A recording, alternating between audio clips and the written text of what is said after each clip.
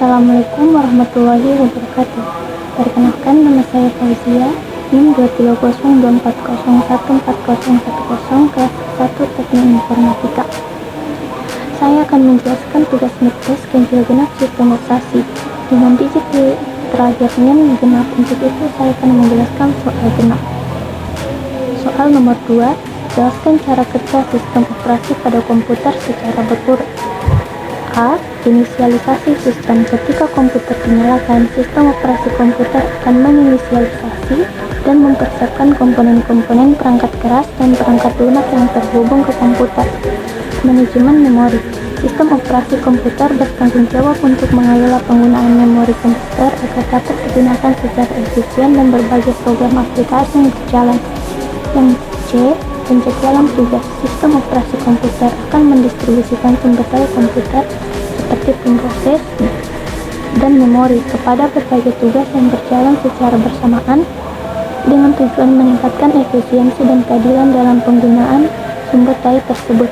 Pengelolaan sistem file. Sistem operasi komputer bertanggung jawab untuk mengorganisir dan mengelola file dan direktori dalam komputer, termasuk operasi-operasi seperti pembuatan, penempatan, penghapusan, dan pemindahan file.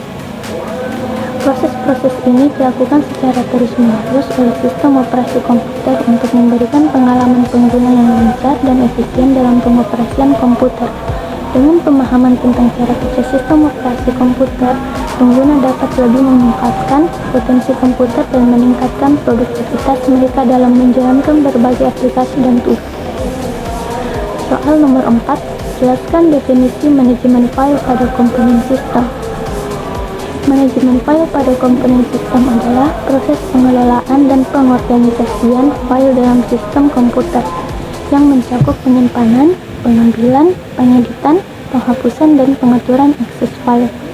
Tujuannya adalah untuk memastikan bahwa file dapat disimpan secara efisien, mudah diakses, dan dikelola dengan baik oleh sistem operasi. Soal nomor 6, jelaskan definisi mode kernel dan mode pengguna.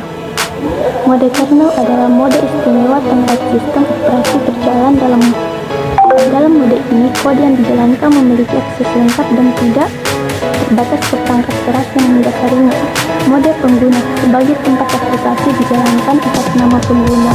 Dalam mode ini, kode yang dijalankan tidak memiliki kemampuan untuk mengakses perangkat keras atau merujuk memori secara langsung. Soal nomor 8, jelaskan apa itu buffering dan scrolling. Buffer adalah area memori yang menyimpan data ketika mereka dipindahkan antara dua device atau antara device dan aplikasi. Buffering adalah melembutkan lonjakan kebutuhan pengisian input atau output hingga meningkatkan efisiensi dan kinerja sistem operasi. Spool adalah sebuah buffer yang berisi keluaran untuk sebuah perangkat. Spooling melakukan penjadwalan pemakaian input atau output sistem supaya lebih efisien. Soal nomor 10, jelaskan definisi deadlock dan cara mendeteksi deadlock. Deadlock adalah kondisi di mana beberapa proses dalam sistem komputer tidak dapat melanjutkan eksekusi karena saling menunggu sumber daya satu sama lain. Deadlock dapat terjadi ketika tidak cukup sumber daya untuk setiap proses. Cara mendeteksi deadlock. Sistem tidak menyediakan algoritma mencegah deadlock dan menghindari deadlock maka terjadi deadlock. Pada lingkungan ini, sistem harus menyediakan algoritma yang menguji sistem untuk menentukan apakah deadlock masih terjadi, algoritma untuk memperbaiki dari deadlock. Demikian beberapa hal yang disampaikan pada presentasi ini. Sekian dan terima kasih. Wassalamualaikum warahmatullahi wabarakatuh.